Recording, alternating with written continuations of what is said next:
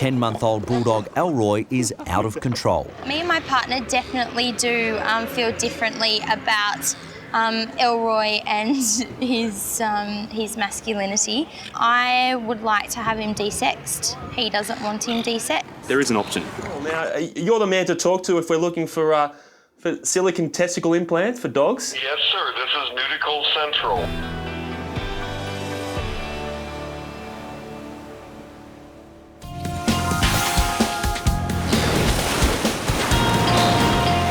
Elroy! No! Come on!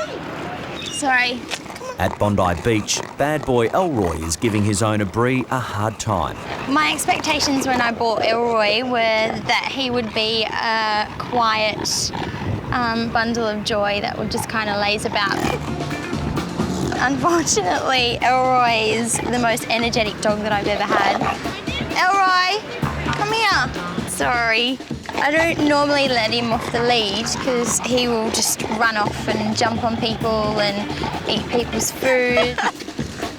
He's a nuisance, sorry. Chicken burger.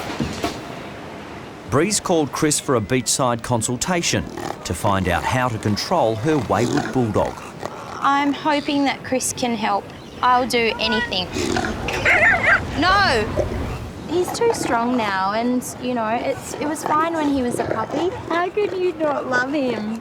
Simplest and most logical step is the fact we've just got to get rid of those. They're massive. It's unbelievable. What we need to do is settle him down. I know, I'm all for that. Chris believes Elroy's testes are producing too much testosterone, leading to his dominant, aggressive behaviour. Elroy! Castration is often the answer for male dogs who are running amok. Sorry. Me and my partner definitely do feel differently about Elroy and his masculinity. I would like to have him desexed. He doesn't want him desexed. He likes the look of Elroy being this big, strong, tough guy with rather large testicles. And I think, you know, he might have what he doesn't. In terms of maintaining his manhood and making him look masculine, there is an option. A few years ago, a guy actually invented something called Nuticles. They're essentially silicone balls. No. Seriously. Seriously. Who thinks of these things? Funnily enough, Americans.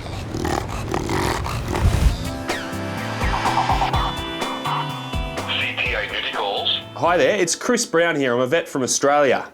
Hi, Dr. Brown. How are you, sir? I'm not too bad at all. Now, you're the man to talk to if we're looking for silicone testicle implants for dogs. Yes, sir. This is Nudicle Central. Chris is talking to Greg Miller, the president of the Nuticles Corporation.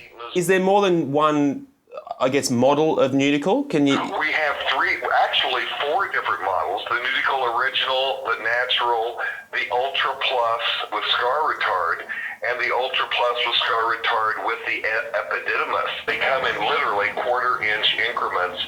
So, I mean, we can get it down to a gnat's knee, I'm telling you. Elroy's Nuticles come with a price tag of $380. I think we'll go for the Ultra in the medium size for Elroy. That sounds about right. We can get that order out today. Orders placed today, go out today. How you going? Hi, I've got a package for Chris. That's great. Thank you very much for that. These are some well-travelled balls, that's for sure. Elroy's Nuticles arrive at Chris's house. Well, they're there. Here they are. So, Elroy's two new testicles. They look to be the right size. They feel about right. So, Elroy's big day, well, it isn't too far away. This is the Nuticles instruction manual. It's a very strange piece of paper. I'm sure customers would have had a good look at this. It's almost like IKEA. They give you numbers to follow and an instruction sheet about the steps to take to make sure you get the implant in the right way. So strange.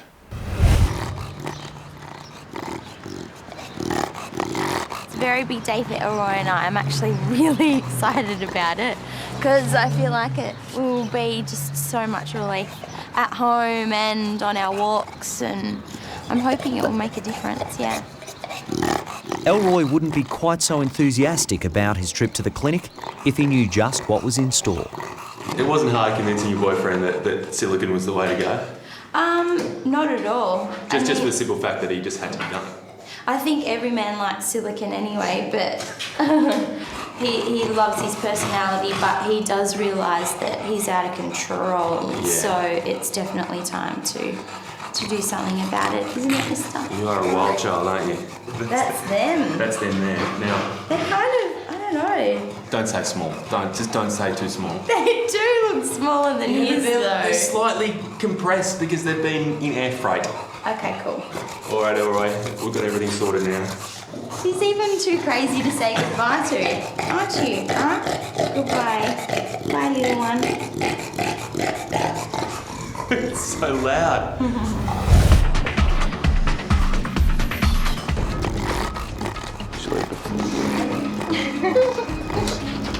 I guess the thing is that even though it's a slightly comical operation, there's a very serious side to it because he's going to be very tricky to get under anaesthetic and then keep her under anaesthetic. All right. Okay, that's all fine. Because of Elroy's boisterous behaviour, it's an operation that has to be done. I just don't really want to give him too many sedations to settle him down because it's actually going to make the anaesthetic a little bit more dangerous for him. Hey, buddy, come on. You behave. Elroy, good boy.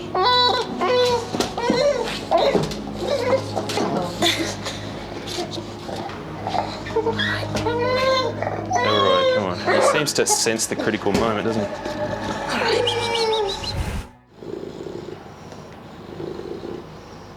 I can't say it's going to be a disappointment to see you asleep, but you'll be fine, mate. You'll be all right.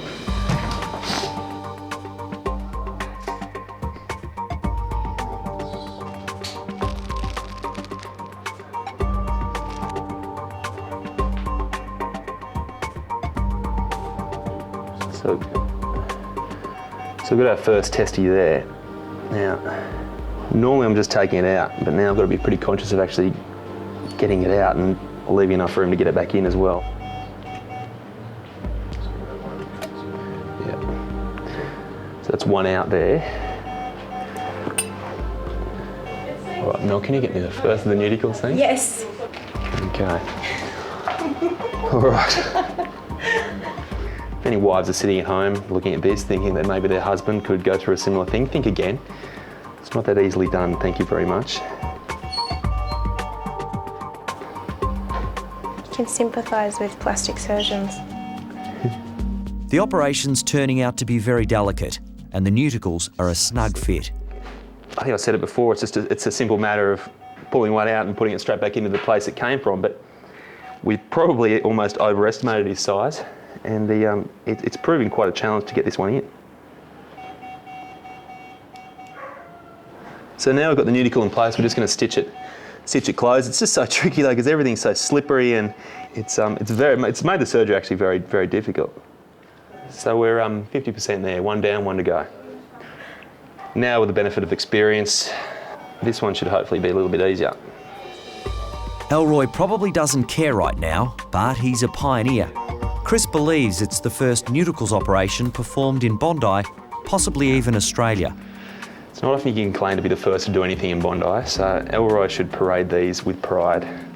This is the final part where we're going to push the last one down into place. Once we've done these stitches, then we'll let Elroy wake up, and from there then he's going to wake up to find something has changed, but in a way something stayed the same as well.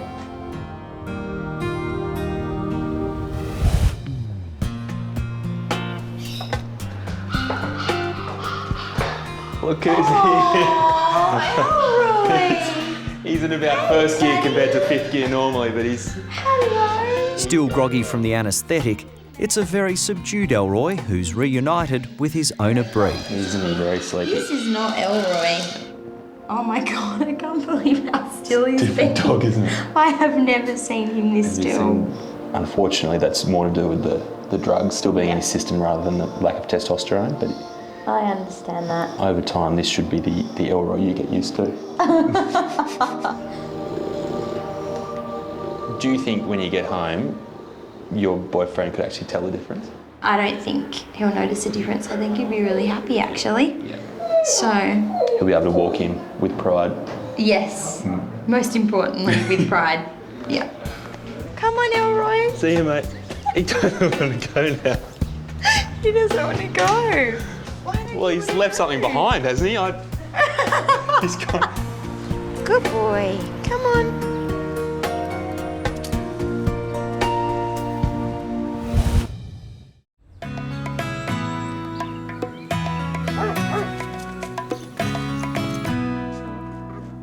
Oh, Lily, what are we going to do with you? Hey, what are we going to do with you? Scott's first 2 patients are in Teddington. Sisters Pickle and Lilly are waiting with their owner Sally. For the last year or so, they have been a bit incontinent. Well, for most of their lives, we've noticed little bits of dribbling, but it has started to get worse, to the extent now that quite often they're lying there and you just literally see urine dribbling out of them and they've absolutely no idea that that's happened. So, yeah, it's starting to get quite annoying now, not to mention very wet and smelly. Sally and her daughter Katrina love their 2 girls. Who's my Pickle?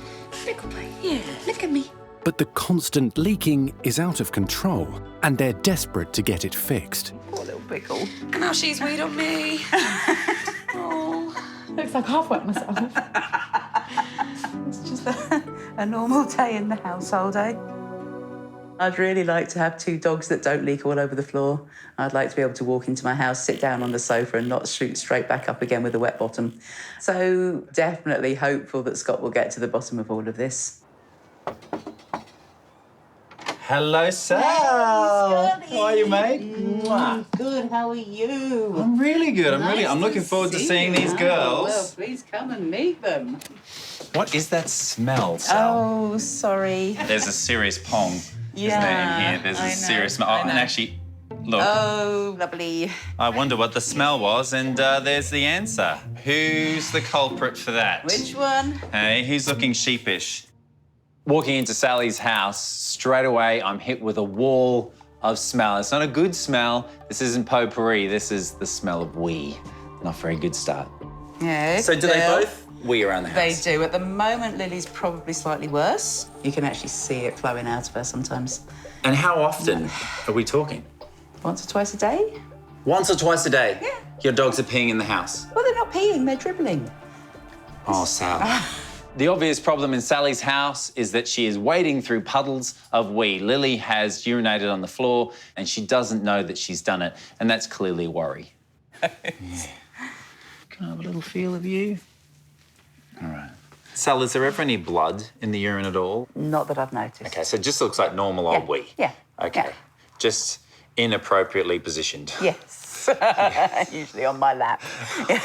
Seriously, they wee on your lap? Yeah. Oh, that's But they grim. don't wee, they dribble. I love the way that you're making excuses for them, which is lovely. I know. But your version of normal is not normal. No.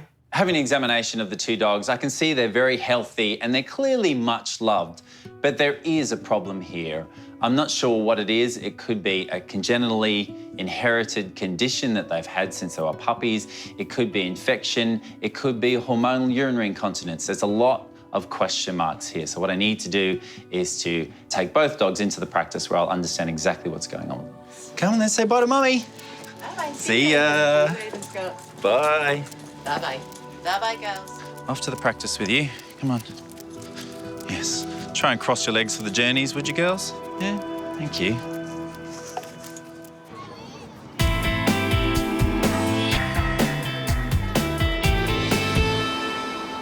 These girls are weeing all over Sally's house.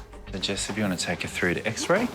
Back at the practice, Scott is going to X-ray both of Sally's dogs, starting with Lilly. But first, a special dye is being injected, which will outline the urinary tract and show up any abnormalities. Right, X-ray. We take a series of X-rays. It will look a little bit like a roadmap of the urinary tract and see if there's any reason why these girls are incontinent. Weird. Very strange indeed. I'm doubting myself now because I'm just doubting what I'm seeing on X-ray. The X-ray looks like there's one kidney, which is pretty strange. And it also doesn't really explain why the dog's incontinent. Establishing that Lilly doesn't have a left kidney, I don't exactly know what to think of it, and it's certainly not something that I was expecting. I then moved to do an ultrasound on Pickle because I just want to make sure that she does definitely have both kidneys. Okay, so there's one. Yeah, and there's the second one. Thankfully, she does, but I still feel that as these sisters are genetically related, and the problem with Lilly is likely to be a congenital abnormality from birth, they can both share similar issues. Good girls, that's it, come on, come on. Where's Mummy? No, baby. Owner Sally has arrived, hopeful that Scott has found the reason for her leaky dogs. I need to sit down after that. Dear. So I have done a excretory urography. It's basically a contrast image of the urinary system. Yeah. And it seems like Lilly doesn't have a left kidney. What? Yep. I then just ultrasounded Pickle Yeah. to make sure that I wasn't going mad, and I could see that there is actually 2 kidneys in her abdomen. Right. But this is clearly some sort of congenital abnormality, so from birth. Okay. So we need to send you up to the Royal Veterinary College where the specialist there will do a CT scan, and they'll give a lovely 3D image of everything that we need to check out and see what's what and what's not. And also do a cystoscopy, which is basically where they put a camera into the bladder and they have a look around, not only to see where the ureters come from the kidneys into the bladder and where they drain. Yeah, okay. All right then, Sal. Okay, well, thank you very much. So now I'm going to be sending Sally and the girls up to the Royal Veterinary College where the specialist will be performing some more tests and then hopefully try and fix them. Bye, mate. Bye-bye, Scotty. Bye. Mwah. If he wants them to go up there, they'll go up there. Trust him implicitly. But, yeah, I'm worried. Come on, let's go. Come on, good girls. Let's go find out what today's got to bring, shall we? Sally has arrived at the Royal Veterinary College with her 2 bulldogs, Lilly and Pickle. Come on, Lou. Good girls.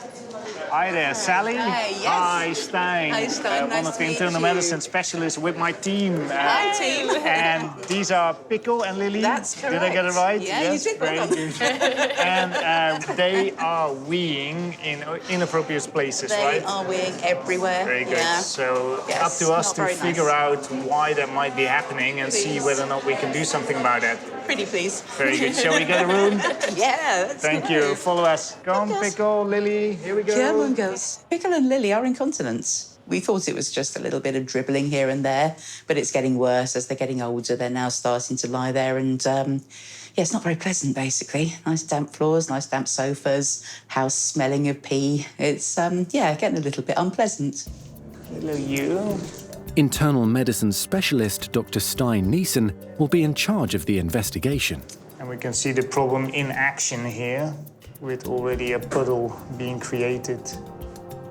So I see many of these cases on a yearly basis, but Lilly poses a real dramatic case with the urine dribbling in front of my eyes on the examination table. I can't imagine how difficult it is to have Lilly in your own home. So we definitely need to try and fix this. Right, we need to figure out what the detailed anatomy is of both Pickle's and Lily's urinary tract, because something is preventing both of them to keep the urine in the bladder. So I would suggest that we use a CT scanner to really get down and dirty with the anatomy of both Lilly and Pickle's. What started off with just being a few dribbles is now turning into puddles, and I think before long we'll be turning into lakes. Lilly is first in the CT machine. When Scott x-rayed Lilly, he discovered she had only 1 kidney. So the fact that Lilly has only got 1 kidney is slightly odd, but that sort of gives me a hint that I should be open-minded as a vet to look for other abnormalities that Lilly was born with.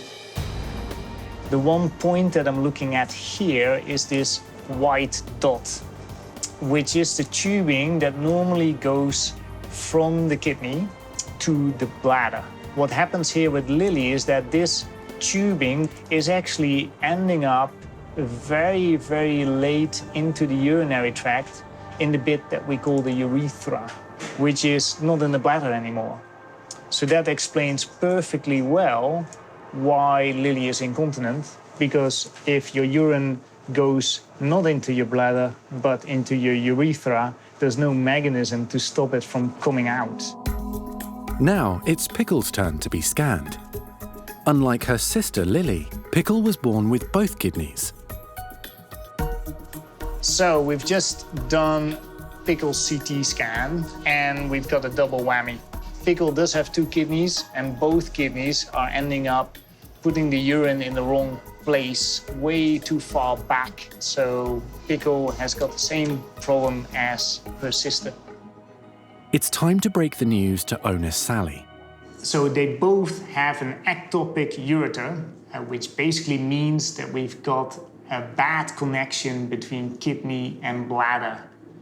And we are going to try to create a good connection once again.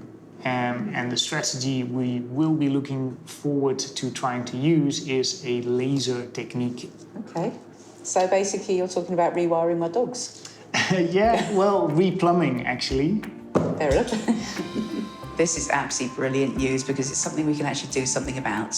Yeah, what I really didn't want was to be told that this was behavioural and then it's something that's out of my hands, but this is something that we can actually work on. Surgery on both the dogs will be scheduled for tomorrow. Not quite home and dry, but certainly, hopefully, a lot drier than we were before.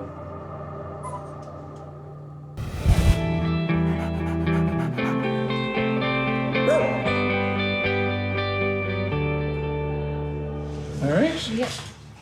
We're quite asleep already, so I Yeah, think... we're pretty chilled. Bladder surgery on incontinent bulldogs Pickle and Lilly is about to begin.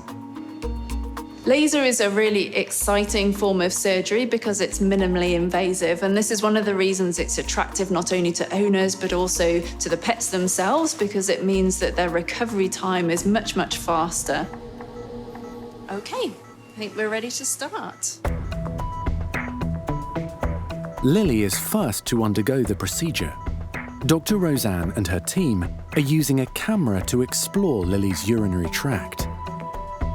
So the kidney that she does have is her right, which would fit with that being the opening to the right ureter.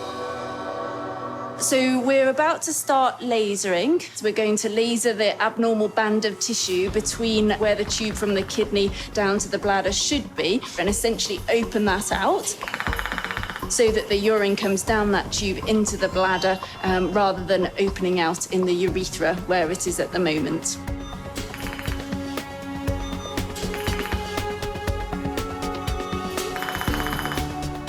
Stop. Yeah. Yep. Okay. So we've been able to laser the little bit of excess tissue that was present. We did find one slightly unusual finding was that she had a very small blind-ended tunnel, which may have been the opening of the ureter from the kidney that doesn't exist.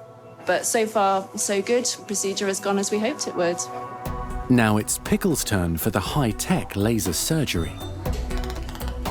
In terms of the procedure, it is quite technical.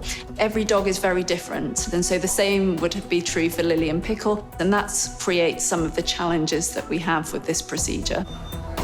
Although Pickle has both her kidneys, she shares the same genetic abnormality as her sister, which means her internal plumbing is faulty and she constantly leaks urine. Okay. So both Lilly and Pickle's procedures have gone very well today. We'll have to see how well they recover, and the next sort of 24, 48 hours really will tell us whether they're going to be continent after this procedure or not.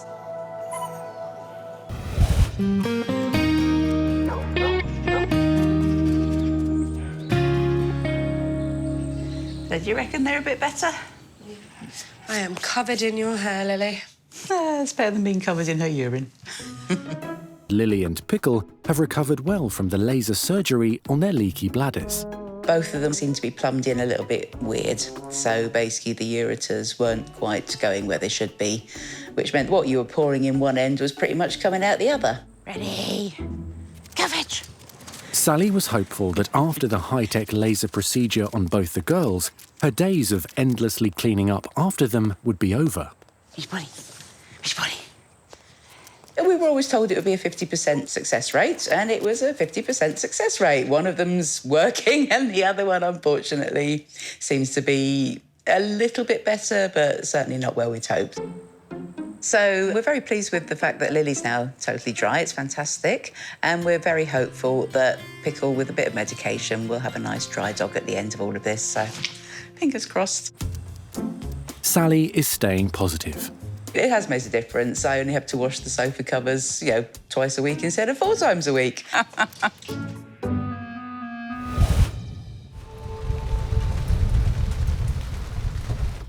Oh my God, so embarrassing. 9-month-old Ava has been rushed into the Bondi Referral Hospital SASH with a bizarre problem. She went in the laundry and she stole some underwear. I was chasing her, tried to stop her, but she wouldn't stop. She would eat everything. And it was too late. I can't feel anything stuck here. They were very small. Were they small ones? I know, it's embarrassing. It's embarrassing, especially from the top. One tiny G-string could cause Ava serious internal problems. There is a chance it can pass through and she'll poop it out, but there's probably more risk than anything that it's going to get stuck somewhere along her gut, and that's bad news for Ava because that would mean surgery.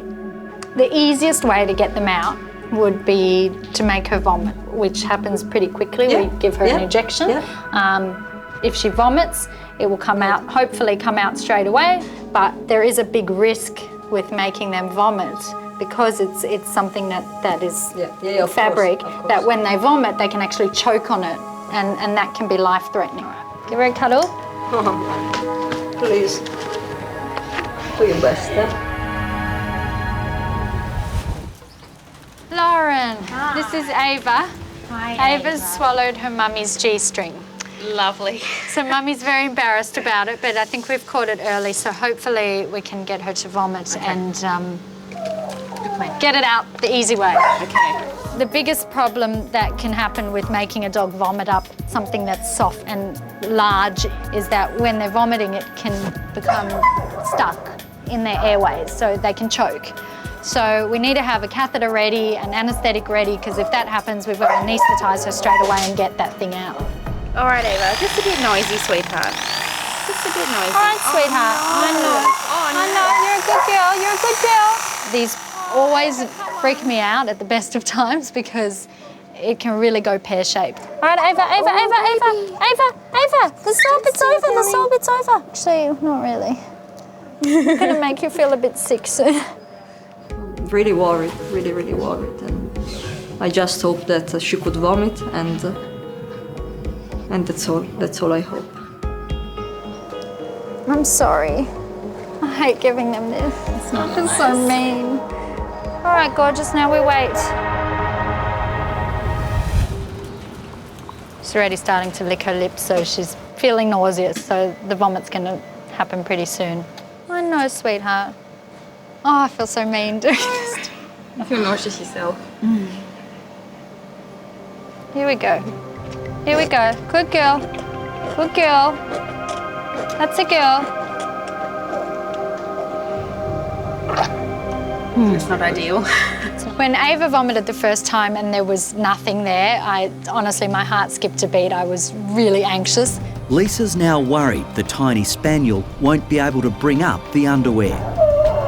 The next option is emergency abdominal surgery. All right, baby, maybe the second time lucky. Come on, sweetheart.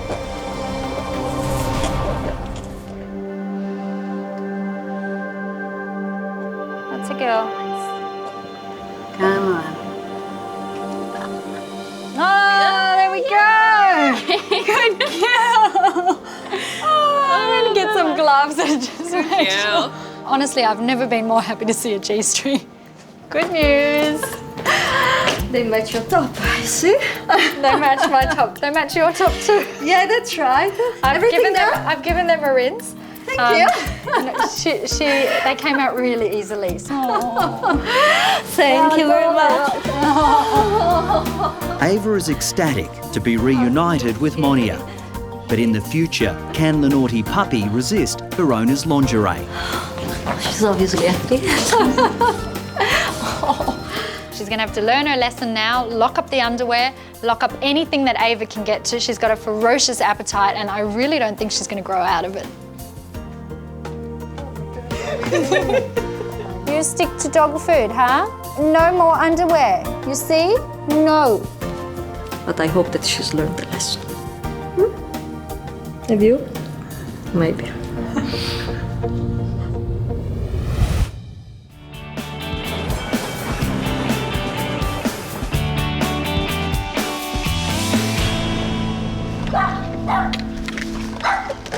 Somehow I think we got the right house. Chris is in Melbourne to try to sort out a problem with a very vocal cavoodle. You, Lola? Hey? I'm told that Lola has some bad antisocial behaviour that needs addressing. I'm not so sure if this is it or if there's still more to come. Hi, Chris, come on in. She won't bite. There we go. Hilarious. I know, she's just got this little tiny... Intimidating. Owner Serena is desperate to find a cure for the 5-year-old's outrageous antics. When people sit on our couch, she jumps up next to them and starts humping their arm. I noticed that I've managed to get in through the gate, you know, thankfully with my life intact. There was no humping of legs. She doesn't do the legs at all. It's just the arm when people are seated. How long has she done this for? She's 5 now and probably since she was about 4 months old. Okay. So it's always been a pretty big part of her. It is. Having my arm humped isn't anything I ever thought would be happening today.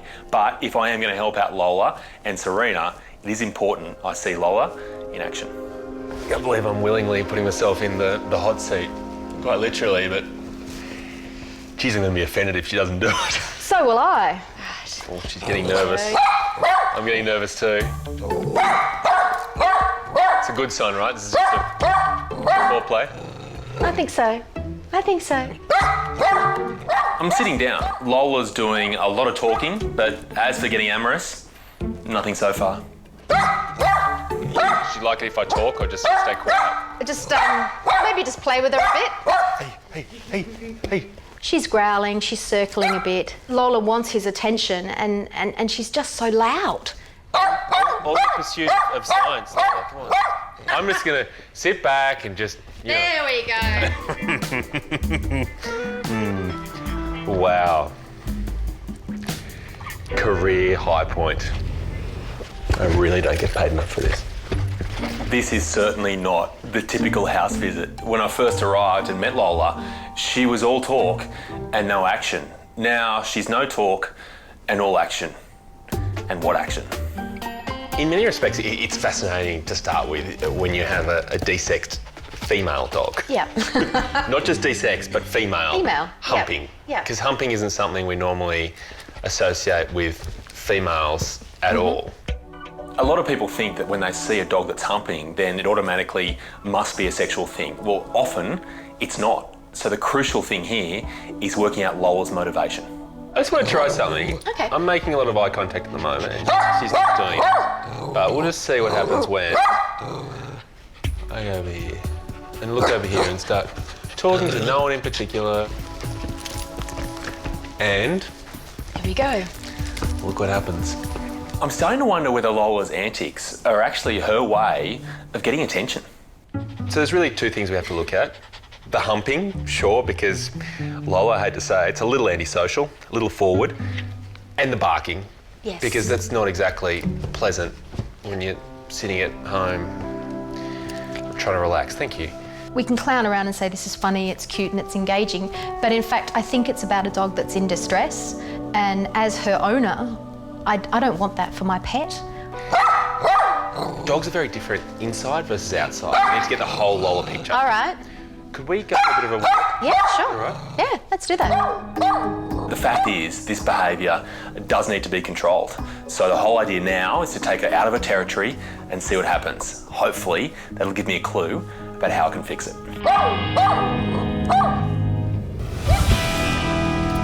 There's not a sound, is there? No, she just really enjoys her walk. She just wanders along. She's like the perfect dog in public. And this isn't what I expect from a dog that just put on such a show and was so loud. It's so incongruent, isn't it? It's really, the many shades of Lola. The amazing thing is you take Lola out of the house where she feels like she has total control over everyone, and all of a sudden, we've got a different dog. There's no barking, and there's certainly no humping.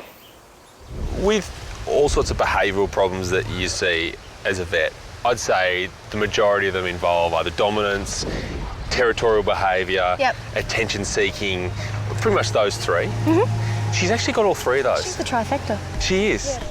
This double life that Lola's leading, where she's well behaved outdoors but poorly behaved indoors, it's not fooling me. Even though this has only been a short walk, it's given me enough time to come up with a solution that I'm pretty sure is going to end Lola's humping ways forever. I'm going to meet you back at your place with my solution. Alrighty, thanks, Chris. I'll see you soon. Come on, pups.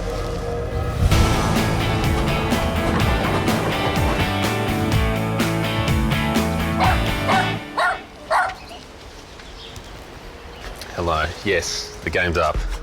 How Serena has put up with Lola's behaviour for all this time, I have absolutely no idea, but I'm quite sure she's really going to appreciate the solution that I've got in mind. Let me guess. Yep. Right back to where it all began. So, I've come up with something that is going to change the rules around here. Okay. It's high tech. Highly expensive. Right. It's going to blow your mind. You ready? I'm totally ready. A leash. A dog leash. Right. We have one of those. Yes. This one is now her inside leash. Right. The idea behind an inside leash is actually pretty simple. It gives Serena back her control and means she can correct Lola without touching her, without talking to her, without giving her any attention whatsoever. So, the moment the bad behaviour starts, get the end of the leash, haven't looked at her, haven't talked to her, and now get hold of her. And we walk her, whether she likes it or not, in here. And shut the door. Right. So Chris puts her in the laundry. She's in there for 3 or 4 minutes. Not a peep out of Lola, which is so unusual.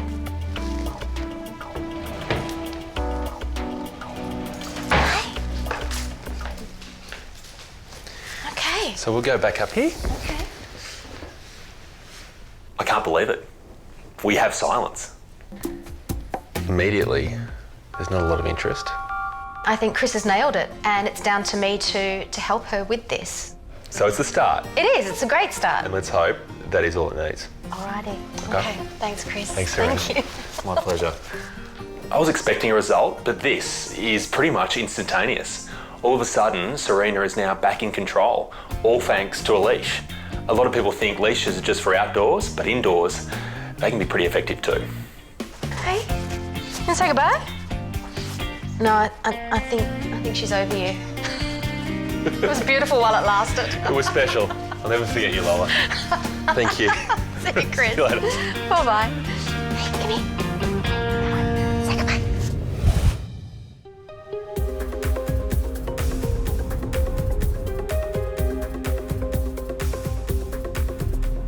At the Animal Hospital in Perth, Dr. Peter Ritchie is working the late shift, and his first case for the evening has just arrived. Luke and Zara have brought in their southwestern carpet python, Medley, with a disturbing problem. Hey guys, how you going? My name is Pete. And how's Medley going? She's had an anal prolapse. You need to replace that because that bit of tissue that's sticking out is going to become dry and necrotic and fall off if we don't put it back in there. Medley is suffering from a prolapsed cloaca, the opening to the reptile's reproductive organs and anus. It's a serious issue, so Peter quickly takes the python to the treatment room. All right. Hey, sweet bee. I'm scared. I know. It's terrifying, isn't it?